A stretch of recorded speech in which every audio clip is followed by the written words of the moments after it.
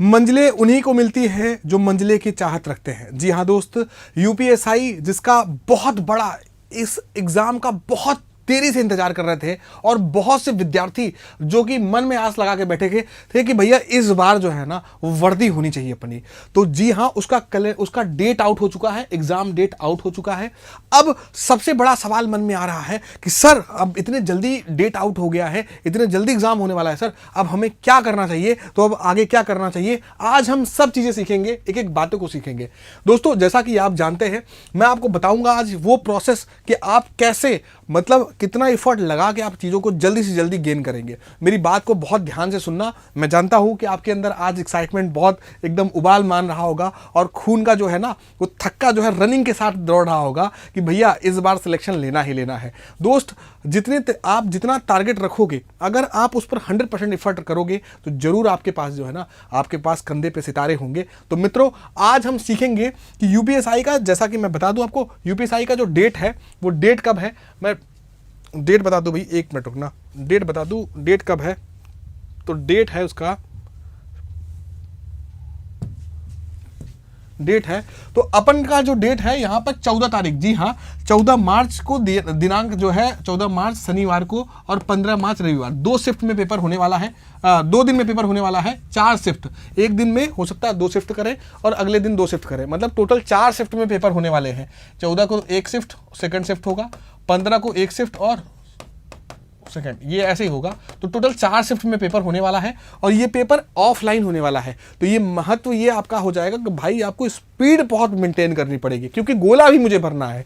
तो भैया गोला भी भरना है। तो अब आपके पास मोटा मोटा अगर मैं डेज की काउंट करूं, अगर मैं मोटा मोटा डेज की, देखिए आज का ही नोटिस है ये, देखिए 3 दिसंबर का ही नोटिस है। तो मैं बता दूं, अगर मोटा मोटा आज अगर मैं डेट काउंट करूं तो लगभग आप मान सकते हैं, डेट की बात करूं तो लगभग आप 100 दिन का अप्रॉक्स डेट है आपके पास।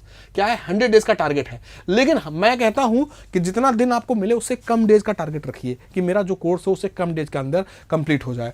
तो आइए पहले सीखते हैं कि क्या प्रोसेस होना चाहिए। यूपीएसआई में सिलेक्शन लेने के लिए मुझे एक छोटे से प्रोसेस, मैंने एक छोटा सा फ्लो चार्ट बनाया है। क्योंकि दोस्तों, जब मैंने बीटेक किया था तो मैंने बीटेक में एक चीज सीखा था। क्या सीखा था कि अगर मुझे किसी भी चीज को अचीव करना है तो पहले मेरे को फ्लो चार्ट आना चाहिए उसका। तो हम पहले सीखेंगे फ्लो चार्ट के थ्रू एक छोटे से माध्यम से कि हमें क्या क्या करना है, कि मुझे इस 100 दिन के अंदर क्या बेहतर से बेहतर करना है जो दूसरों से बेहतर बनाएगा और वर्दी जो है ना हमारे कंधे पे, सितारे जो हमारे कंधे पे आने चाहिए। तो ऐसा क्या करना चाहिए। तो मित्रों, यूपीएसआई में सिलेक्शन लेने के लिए मुझे सबसे इंपॉर्टेंट हमें यह देखना पड़ेगा कि कौन कौन सा ऐसा चीजें हैं जो हमें डिसाइड करेगा कि भैया कौन सा वेटेज किसका ज्यादा है, किसका वेटेज नहीं है। तो हमने कहा भैया देखो, डिसाइडिंग फैक्टर देखेंगे। डिसाइडिंग फैक्टर 3 डिसाइडिंग फैक्टर है इसके। बेसिकली आप कहेंगे सर आप 3 क्यों बोल रहे हैं, 4 डिसाइडिंग फैक्टर है। बिल्कुल 4 है, लेकिन मैं अभी फिलहाल 3 की बात कर रहा हूं। मैंने कहा पहला डिसाइडिंग फैक्टर है मैथ्स, दूसरा डिसाइडिंग फैक्टर है हिंदी, तो और तीसरा डिसाइडिंग फैक्टर है रीजनिंग, और चौथा डिसाइडिंग फैक्टर है पॉलिटी और बिजनेस। ठीक है, तो ये टोटल 4 डिसाइडिंग फैक्टर है। अगर आपने इस पर चारों पे कमांड कर लिया तो आपकी चीजें क्लियर हो जाएंगी। फिर उसके बाद आपको 5वां डिसाइडिंग फैक्टर मॉक हो जाएगा। जी हाँ, बिना मॉक लगाए अगर आप जो है एग्जाम देने चले गए तो निश्चित रूप से जो है ना आपको समस्या को जो है झेलना पड़ सकता है। तो मेरे दोस्त, मेरे मित्र, आपको एक बात बता दूं, क्या बता दूं कि मुझे सबसे ज्यादा मैंने डिसाइडिंग फैक्टर में मैंने उनके ऊपर क्यों रखा, इनको नीचे क्यों रखा, इसका नियम, इसका मतलब समझो। देखो भैया, लाख आप कर लो भाई, मैं एकदम टू द पॉइंट बात करने वाला बंदा हूं। मैं सही बात बताऊंगा। हो सकता है कई लोगों को मेरी बात बुरी भी लग सकती है, सर ये स्ट्रेटजी क्या बता रहे हो आप। भाई देखो भाई, मैं एक बात तुमको सही से बता रहा हूं। देखो कुछ लोग पगलाए हुए हैं इसके लिए, देखो भाई इसके लिए पगलाए हुए हैं। मैं तुमको सही बता रहा हूँ, आज के बाद बता रहा हूँ, आज तुम ध्यान देना। कुछ लोग पागल हुए हैं बिजनेस के लिए, बिजनेस के लिए कुछ लोग पागल हो गए हैं।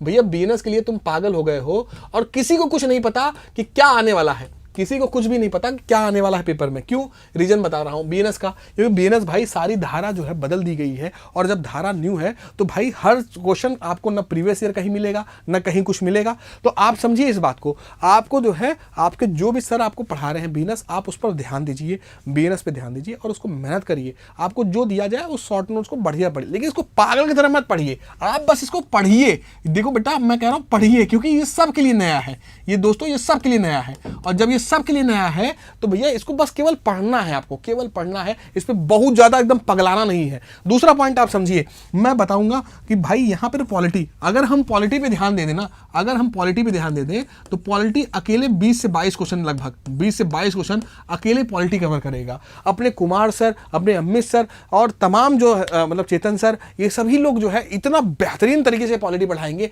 कि आपके 20 से 22 क्वेश्चन आपका जो है ना उसी के अंदर दिखेगा। तो मित्र मैं कहूंगा जहां से भी आप पढ़े हो, आप कहीं से भी पढ़े हो, अगर मैं आपको बात करूं कि पॉलिटी पे बहुत अच्छा फोकस रखिए भाई, इस पर पागल मत बनिए, इस पर केवल उतना पढ़ लीजिए जितना पढ़ना चाहिए। मतलब आप ये कह सकते हैं कि भाई दिन भर पगलाई, मैंने देखा कि रास्ते में चल रहे हैं, रास्ते में चल रहे हैं भैया, उसके बाद ऐसे पेज लेके ऐसे देख रहे हैं, बीएनएस पे पढ़े। अरे भैया इतना नहीं पगलाना है, ऐसे लोगों का कभी सिलेक्शन नहीं होता। याद रखना, धैर्यता के साथ जो भी अपना पेशेंस के साथ टारगेट को अचीव करने की कोशिश करेगा, सिलेक्शन उसी का होगा भाई, याद रखना इस बात को। तो पॉलिटी में 20 से 22 क्वेश्चन टारगेट किया जाता है। तो मैं सीधा जीएस का सेक्शन बोलूं तो जीएस में बहुत ज्यादा पगलाना नहीं है, आपको केवल पॉलिटी पढ़ लेना है और बीएनएस के कुछ इंपॉर्टेंस पढ़ लेना।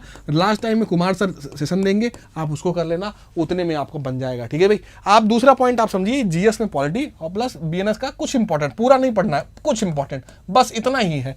हमने कहा ठीक है भैया, जीएस का सेक्शन हो गया। अब रही बात डिसाइडिंग फैक्टर में, ये 3 डिसाइड करेगा, क्योंकि भाई देखो बच्चा जो होता है ना मैथ्स और रीजनिंग से घबराता है, मोस्टली यार ये सब चीजें रटी वाले सब्जेक्ट है ना, तो रट जाते हैं लोग। लेकिन यार ये दोनों ऐसे सब्जेक्ट है ना जो कैलकुलेशन वाले बेस्ड है, जो दिमाग, प्रेजेंट ऑफ माइंड आपका काम नहीं किया, आप गए एग्जाम देने के चक्कर में और वहां दिमाग में जो है इतना हलबलाहट आ गया कि भाई दिमाग ही नहीं काम किया। तो ये 2 ऐसे फैक्टर है ना जो आपका पेपर पूरा का पूरा बिगाड़ सकते हैं। तो पेपर बिगाड़ने वाले फैक्टर हैं कौन कौन से? मैथ्स और रीजनिंग। भैया मैं आपको यही बात बोलूंगा कि देखो भैया, मैथ्स को बहुत ज्यादा आप करिए और रीजनिंग को बहुत ज्यादा। ऐसा इसलिए नहीं कर रहा हूं कि मैं मैथ्स पढ़ाता हूं इसलिए बोल रहा हूं ना भैया। डिसाइडिंग देखो, अगर आप तुम समझो, अगर तुमको मैं बोल दूं मैथ्स और रीजनिंग के बोल दूं, मैथ्स रीजनिंग, अगर मैं 40 क्वेश्चन की बात है, 80 क्वेश्चन है ये दोनों, अगर तुम 80 क्वेश्चन में अगर तुम टारगेट रखो कि मेरा 75 प्लस क्वेश्चन सही हो जाए, 75 प्लस सही हो जाए, भैया अगर तुम 75 सही कर दिए तो तुमको यार यहां से तुमको 20 ही नंबर तो लाना है, यहां से तुमको 20 क्वेश्चन तुम यहां ला दो, 20 क्वेश्चन मैं कह रहा हूं पॉलिटी से ला दो, और 4-5 क्वेश्चन, 5 क्वेश्चन तो ऐसे ही बढ़ेंगे भाई आपके, हिस्ट्री, पॉलिटी, ये सब, हिस्ट्री, इकोनॉमिक्स, ये सब, तो 4-5 क्वेश्चन ऐसे ही आ जाएंगे। तो आप अगर एक बार देखोगे ना तो मोटा आप देखोगे कि यहाँ पर लगभग 20 क्वेश्चन ये मान लो, और हिंदी में लगभग आप 30 का टारगेट रख लो, 30 से 35 के बीच टारगेट रख लो, 30 से 35 के बीच टारगेट रख लो, या अगर हम कह लें 32-35 बीच टारगेट रख लो, तो मैं 32 से 35 का भी टारगेट रख लूँ, ठीक है, 32 से 35 का टारगेट रख लूँ, तो मुझे ये बात साफ साफ पता चल जाएगा, 35-35 70 आ जाएगा, और 70 और 75 देखो, 70 और 75 145 आ जाएगा, ठीक है, 145 आ जाएगा। लेकिन मेरे भाई अब आप कहोगे सर 145 पॉसिबल है क्या? तो हमने कहा चलो 145 तो हम आइडियल बोल रहे हैं, हम कह रहे हैं चलो मैथ्स रीजनिंग में इतना अच्छा करो कि इतना आ जाए 70 प्लस आ जाए, अच्छा इसमें इतना आ जाए कि भाई 20 प्लस आ जाए, हमने कहा और अच्छी बात है। हिंदी में कितना आ जाए? हमने कहा 30 आ जाए, भाई इतना आ जाए 30 आ जाए, तो अभी भी देखो 7-2 9 आ जाएगा और 9-3 20, 120 क्वेश्चन आ गया, और 120 क्वेश्चन पे डिसाइडिंग आपका हो जाएगा। तो मैं कह रहा हूं ना, ये 2 ऐसे सब्जेक्ट हैं, ये ऐसा सब्जेक्ट है जो आपका 70 प्लस, 2 ऐसे टॉपिक है जो 70 प्लस अकेले ला रहे हैं, और आप पगला रहे हो केवल 2 क्वेश्चन, 5 क्वेश्चन, 3 क्वेश्चन के लिए। आप पागल हो रहे हो केवल 2 क्वेश्चन, 3 क्वेश्चन के लिए पागल हो रहे हो। भाई 2-3 नहीं कहो तो 5 कह लो, बहुत ज्यादा 5 पूछेगा, 5 से ज्यादा थोड़ी पूछ लेगा बेरस। आपने कहा 5 क्वेश्चन के लिए तुम पागल हो पड़े हो, और तुम्हारे पास 160 क्वेश्चन में से 5 क्वेश्चन के लिए तुम पागल पड़े हुए हो, और 155 क्वेश्चन बच जा रहे हैं। तो भैया कैसे मैं बोल दूं कि भैया आपका सही स्ट्रेटजी है? स्ट्रेटजी ये होता है ना कि सब कुछ पढ़ा नहीं जाता है, कुछ चीजें छोड़कर भी सिलेक्ट किया जाता होता है। तो भैया आप क्या करो, आप समझ लो कि ये 5 क्वेश्चन मेरे गलती हो गए, अब मुझे जीएस पॉलिटी पे इतना अच्छा काम करना है कि मेरे पूरे के पूरे जो है कॉन्सेप्ट इसी के अंदर आ जाए। अब मैथ्स में और रीजनिंग में जितना मैक्सिमम स्कोर करोगे उतना जल्दी तुम 145 के करीब पहुंचोगे। ये मैंने आदर्श कंडीशन बता दिया कि जीवन में कभी भी आपका इतना स्कोर अगर आ गया ना भाई, तो जीवन में ना कभी कोई रोक ही नहीं सकता, ठीक है। ये आदर्श कंडीशन बता दिया, इससे ज्यादा आदर्श कंडीशन बढ़िया नहीं हो पाएगा। अब हमने कहा कि ये देखो, ये एवरेज कंडीशन बता दिया कि इस तरीके से आप पढ़ोगे तो ये एवरेज हो जाएगा। तो ये सारी चीजें हो चुकी हैं। तो रीजनिंग और मैथ्स को आपको करना। अब रही बात कि मैथ्स को क्या करना, कैसे करना है, भाई मैं मैथ्स का टीचर हूं तो मैं मैथ्स का बहुत अच्छे से बताऊंगा कि मैथ्स का कैसे करना है। जरा समझिए मेरे दोस्त, मेरे भाई, एक वक्त बात समझते हैं कि देखो 90 दिन का टारगेट रखिए। आप कहेंगे सर 90 दिन का टारगेट क्यों रख रहे हैं? हमने कहा देखो 100 दिन का टारगेट होता है ना, 100 दिन का, लेकिन 100 डेज है अपने पास, लेकिन मैं टारगेट 90 दिन का, क्योंकि 10 दिन मेरे पास ऐसा होना चाहिए कि हम 10 दिन के ऐड ऑन कर सके, जो चीज़ें बची हो उसको हम ऐड ऑन कर सके 10 दिन के लिए। तो 90 दिन का टारगेट रखिए और 90 दिन के टारगेट में आप डिसाइड करिए, आप अपने डेज बांट लीजिए, आप हाई स्कोरिंग क्वेश्चन और लेस स्कोरिंग क्वेश्चन। भाई हाई कौन करेगा और लो कौन करेगा? भाई ऐसे कुछ टॉपिक सोचे जो हाई स्कोरिंग होते हैं, कुछ टॉपिक ऐसे होते हैं जो लो स्कोरिंग होते हैं। मतलब आपने कहा भाई हर साल नहीं पूछे जाते, हमने कहा हाँ ये बात तो सत्य है। अब हाई स्कोरिंग कौन कौन सा है? देखो मैथ्स में high scoring percentage, profit loss, CISI, mixture, ratio, partnership, age, average हो गया, टाइम एंड वर्क हो गया, टाइम एंड डिस्टेंस हो गया, नंबर सिस्टम हो गया, ये हाई स्कोरिंग हो गए। अब लेस स्कोरिंग की बात करें तो लेस स्कोरिंग की आपकी क्या होगा? बोट एंड स्ट्रीम होगा, एज होगा, स्टैटिक्स हो गया, प्रोबेबिलिटी हो गया, परमुटेशन कॉम्बिनेशन हो गया, सिंप्लीफिकेशन हो गया और मेंसुरेशन हो गया। ये तमाम चीजें ऐसी हो गई जो क्या हो गई? आपने कहा गुरुजी ये लेस स्कोरिंग हो गया। लेस स्कोरिंग कहने का मतलब भाई देखो आप इसको 50-50%, आप इसे 50% बोल दो, इसको 50% बोल दो। अगर आपने इस पर ही तैयार कर लिया ना तो लगभग 80% आपके जो है सिलेबस यही तैयार हो जाएगा। और ये जो है अगर आप इसको अच्छे ढंग से तैयार करोगे ना तो ये धीरे धीरे इसको भी तैयार कर सकते हो, क्योंकि ये वन शॉट पढ़ाने वाला हूं मैं। वन शॉट के अंदर ही ये पूरा का पूरा ये लेस स्कोरिंग वाले जो है ना वो कंप्लीट हो जाएंगे। तो बिल्कुल घबराना नहीं है। पहले तो मैंने आपको बता दिया कि आपको इन टॉपिक पे, हाई स्कोरिंग वाले टॉपिक पे ज्यादा बार रिपीट करना है। अब करना कैसे? मैंने कहा divide this thing into 2 parts. इन सभी भागों को, इन 2 भागों को, इसको 2 भागों में डिवाइड कर लो, जैसे मैंने लिखा है इसी भागों में डिवाइड कर लिया। अब आप क्या करिए कि पहले 50% सिलेबस को कंप्लीट करिए। ये 50% से ज्यादा सिलेबस है हालांकि, लेकिन मैं कह रहा हूं 50% सिलेबस को कंप्लीट करिए। कितनी बार? हमने कहा जितने जल्दी से जल्दी हो सके उतना 50% सिलेबस को कंप्लीट करिए और रिवीजन करिए। कितनी बार? एटलीस्ट 4 टाइम्स, 4 बार जिसने रिवीजन कर लिया। भाई मैं कह रहा हूं कोई मॉक नहीं लगाना, अभी कोई कुछ भी नहीं लगाना, मैं जो बोल रहा हूं उस पर ध्यान दो। मैंने कहा कि 4 बार पहले 50% सिलेबस को कंप्लीट करिए। ये 50% से ज्यादा सिलेबस है आपके, इसको आप पहले कंप्लीट करिए जल्दी से जल्दी, जितने जल्दी रिवीजन हो सके, जितने जल्दी से कंप्लीट हो सके कंप्लीट करिए। और कंप्लीट करने के बाद सिर्फ कंप्लीट ही नहीं करना है, 4 बार रिवीजन करना है। अगर आप मुझसे पढ़े हो तो आप मेरे नोट्स को बार बार रिवाइज करिए। अगर आप मुझसे नहीं पढ़े हो, किसी से भी पढ़े हो, भाई अपने टीचर पे भरोसा रखो, उस टीचर का पूरा पढ़ डालो, 4 बार रिवीजन करो। भाई जब तक आपका क्वेश्चन नहीं बनना कोई बात नहीं, घबराना नहीं है, आप 4 बार रिवीजन करिए। सेम उसके बाद जैसे मान लीजिए आपका जो है आपने 30 दिन का टारगेट रखा। कितने दिन का टारगेट रखा? कि 30 डेज के अंदर हमने 50% से ज़्यादा ये पूरा टॉपिक कंप्लीट कर दिया। 30 डेज मैंने बहुत ज़्यादा बता दिया, मैं 30 डेज से भी कम कह रहा हूँ। मैं कह रहा हूँ 25 दिन का टारगेट रखो कि 25 डेज के अंदर जो है ये पूरा 50% कंप्लीट कर लो, ये पूरा 50% ऊपर वाला कंप्लीट कर लो। अब अगले 20 दिन है ना, अगले 20 दिन में भैया, अगले 20 दिन में क्या करो? मतलब टोटल 45 दिन में हमने कहा अगले 20 दिन में ये 50% करो, नीचे वाला 50% कर लो अगले 20 दिन में। हालांकि ये 20 से भी कम दिन हो जाएगा क्योंकि इसमें हम 1 शॉट पढ़ेंगे, 1 शॉट में पूरे के पूरे कवर हो जाएंगे भाई।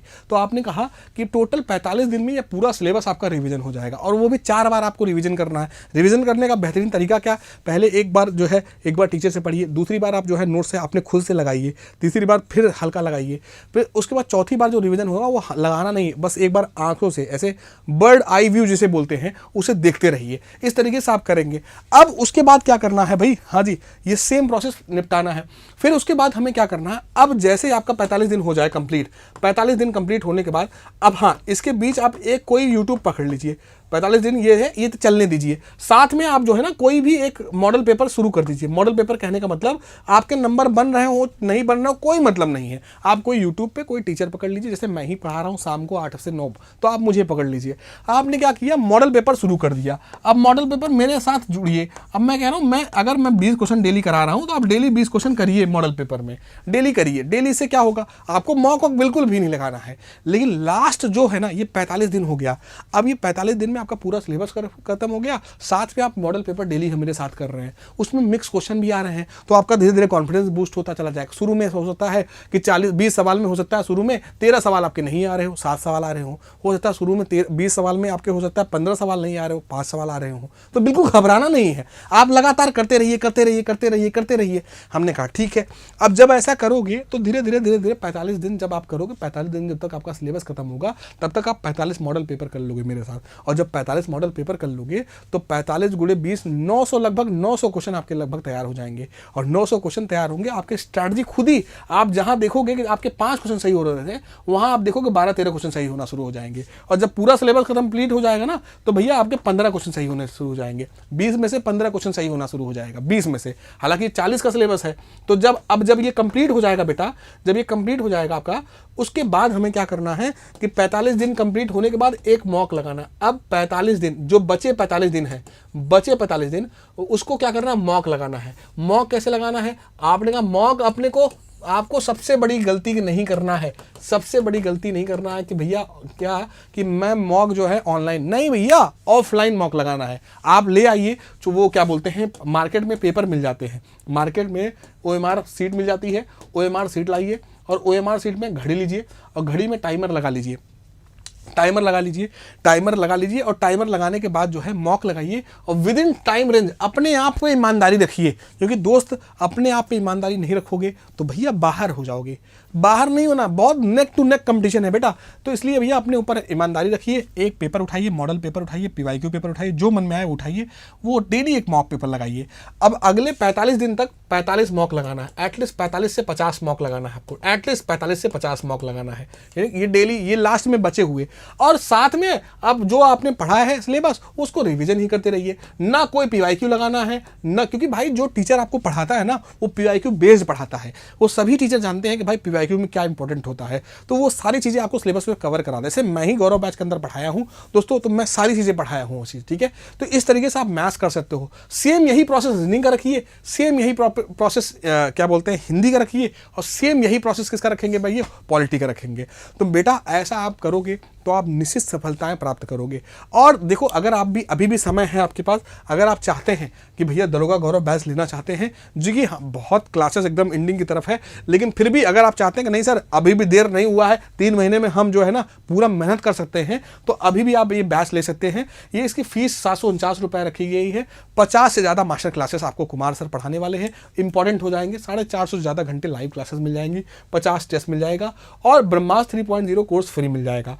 और बुक्स के साथ आप लेंगे तो 1649 आपको पे करना पड़ेगा। तो ऐसी बहुत सारी चीज़ें रहेंगी आपको, जो आपको सफलताएं की तरफ क्या करेंगी, वो निश्चित करेंगी। तो मित्र, मैं आशुतोष तिवारी, मैं आपको हमेशा आपको एक बात मार्गदर्शन करूंगा कि भाई मैं बीच बीच में मैं आपके लिए मैराथन प्लान करूंगा, 1 शॉट प्लान करूंगा। आप मुझे टॉपिक लिख के बताइएगा सर, कि सर आप यूट्यूब के यहाँ पे कमेंट पे आप मुझे लिख के बताइए कि सर आपका कौन, मतलब आप मुझे लिखिएगा कि सर मेरा ये टॉपिक में दिक्कत आ रही है, ठीक है, इसका कुछ बताइए, तो मैं जरूर उस टॉपिक में 1 शॉट ला दूंगा। 1 शॉट का मतलब कि जैसे मैं देख लिया कि मुझे लगा यार एवरेज से, आपने पूछा कि एवरेज के सवाल नहीं आ रहे हैं, तो मैं एवरेज के देखूंगा कि यार पिछले प्रीवियस ईयर में कितने कैसे कैसे सवाल पूछे गए, तो उससे रिलेटेड मैं लगभग 60, 70, 80 सवाल का एक 1 शॉट ला दिया। और वो 60, 70, 80 सवाल का जो 1 शॉट आएगा, वो बस देख के चले जाना बेटा, ऐसे ही आपका पूरा टॉपिक कंप्लीट हो जाएगा, ठीक है भाई। तो ये बेहतरीन तरीका है, थोड़ा मेहनत आप करिए, थोड़ा हम करते हैं, और दोनों मिलकर भाई अपनी इस सफलता में ना जश्न मनाएंगे भाई। तो चलिए दोस्तों,